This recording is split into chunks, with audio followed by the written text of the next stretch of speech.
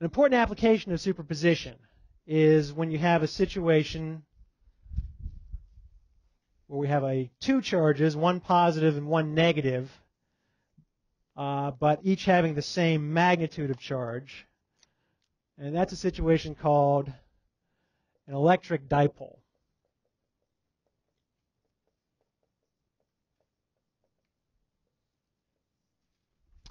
So an electric dipole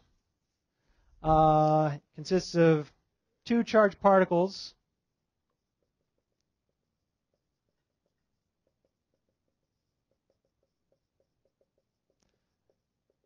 same magnitude, opposite sign.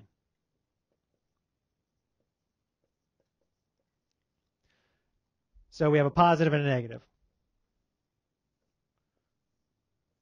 There's a negative charge, here's a positive charge. I'm going to draw them lying on the x-axis.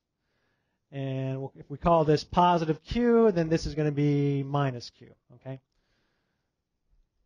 Why are dipoles important? They show up a lot in nature. Okay? There are molecules that actually are natural dipoles. Okay? So the hydrogen chloride, for example, the hydrogen side, I believe, is more positive, and the chloride side is more negative. I believe that's right. So it's a natural dipole. It has what we call a permanent dipole moment, which we'll talk about in a second. Water molecules are natural permanent dipoles. One side is more positive than the other. And so this is an important configuration to take a look at. Look at the pattern of electric field due to this dipole, because we're going to be coming back to it over and over again. It's going to have lots of applications when we're looking at how fields affect matter, bulk matter. Okay. So what we're going to do, and for the rest of this class, and we might be able to start some other things at the end, we're going to just take a look at the pattern of electric field qualitatively, what it should look like at various locations around this dipole. And then we will work out more formally the mathematics to give us an actual expression for calculating the field of a dipole. So we'll look at a couple of different observation locations. Okay, so here's our origin. This is y and x, and I'm going to look at a location on the x-axis to the right of this positive charge, call that A. I'm going to look at location on the x-axis on the other side to the left of the negative charge, call it B. I'm going to look at a location along the y-axis above the dipole, call that C, and down here on the negative y-axis, call that D. Okay? So just qualitatively, let's apply superposition to each of these points and see if we can find the direction of the net electric field. So location A, I ignore the negative charge for right now and just think about the direction of the field due to the positive charge. That's going to be pointing what direction? Everybody? That way. Okay.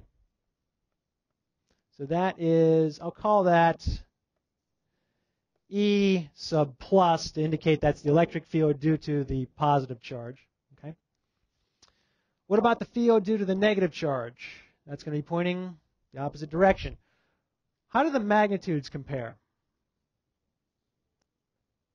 Which vector is bigger, E plus or E minus? E plus, because it's closer. The positive charge is closer. So the field due to the negative charge farther away is going to be smaller. So when I add those two together, my net electric field points what way? To the right. Okay.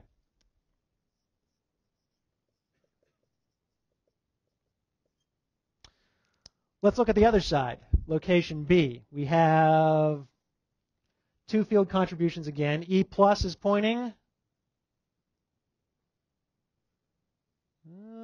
Okay, ignore the negative charge, and notice that it doesn't matter that the negative charge is sort of in the way here. We can just treat it like it isn't there and think about the field just due to this positive charge. The field just due to that positive charge points to, away from it to the left. The field due to the negative charge points to the right. Which is bigger? The negative charge makes the larger electric field now because it's closer. What's the direction of E net? To the negative, yeah. Notice that E net on this side is pointing in the same direction it is pointing on that side. So already we're seeing a difference from, say, a single point charge, right? If you had just a positive charge, then the field would be pointing away no matter what side you're on. But in the case of a dipole, we're getting a different result, okay? Let's look at the vertical axis here. Let's draw at this location E due to the positive. That's pointing kind of, yeah, up like that. E due to the negative, down and like that.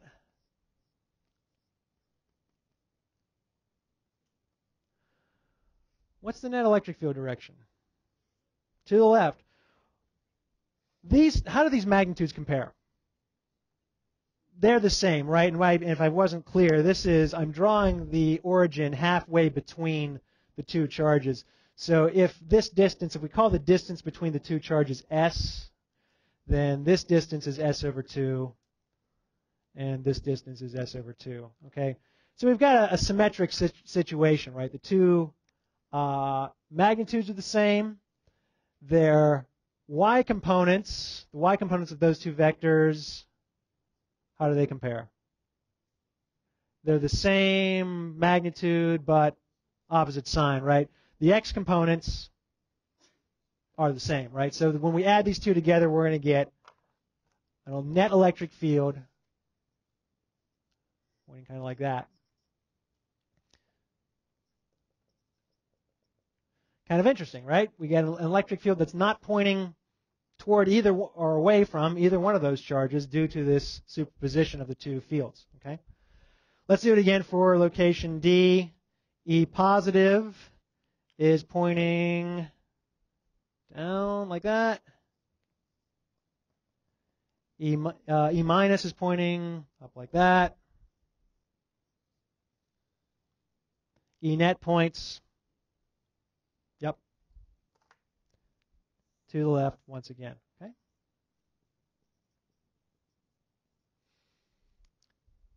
So we get this pattern where it's pointing one direction along the, you can call it the parallel axis or the axis of the dipole, and in the opposite direction along what we'll call the perpendicular axis, the axis that's perpendicular to the line that goes through the dipole. And we can do this at other locations, and it becomes a little tedious to think about it ourselves, but we can do this with the help of the computer. And if I show this little demo program, so we have our two charges. The red one is the positive, the blue one's the negative. We go through the same steps. So this green arrow points from the center of the axis, the center of the origin to observation location A, to start with. We draw the two electric field vectors, the reddish one due to the positive, the purplish one due to the negative. Again, we saw that the E positive here is bigger, so there's a net electric field, okay? We can move up to a location here and do the same thing. Calculate the two electric fields. Note that different magnitudes and different directions slightly. And when you add those two vectors together, you get a field that kind of points up and to the right a little bit, but not quite directly away from that positive charge. Do the same thing down here, and just from the symmetry, it kind of looks the same, only point has a negative y component now. Same thing here.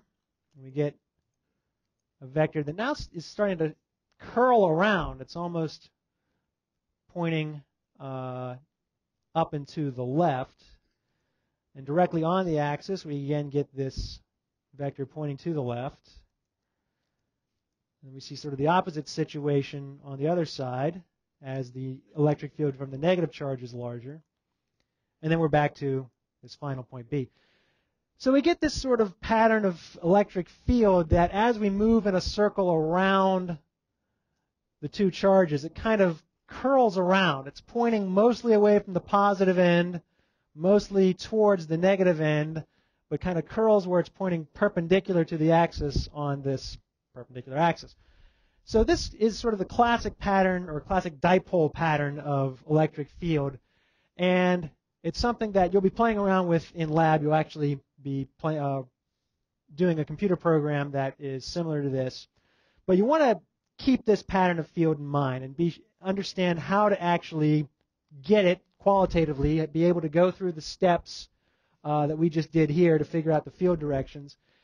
And just, even if you want to commit it to memory, it wouldn't be a bad thing. Memorizing this sort of curling pattern of electric field as it points away, curls around to point directly parallel to that axis, and then points towards the negative on the other side. Okay?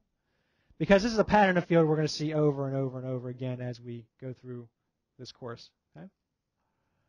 Questions here? We have a couple minutes, so let's try a question or two just looking at this. Let's see, what do we got? What if we change it up a little bit? So now I'm going to orient my dipole a little bit differently, but I'm going to look at a location C, which is along this line that's perpendicular to the axis of the dipole. So what is the direction of the electric field due to that dipole at location C? Okay, most people said direction 8, which is correct, right? Because it's just a matter, you could either think about taking this picture and just rotating it until we got the same orientation, or you just go through the same steps again, right? The electric field from the positive points away from that positive charge. The electric field from the negative points towards that negative charge.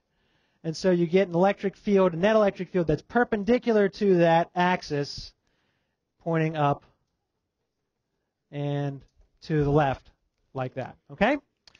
Next time we will be more quantitative about dipoles.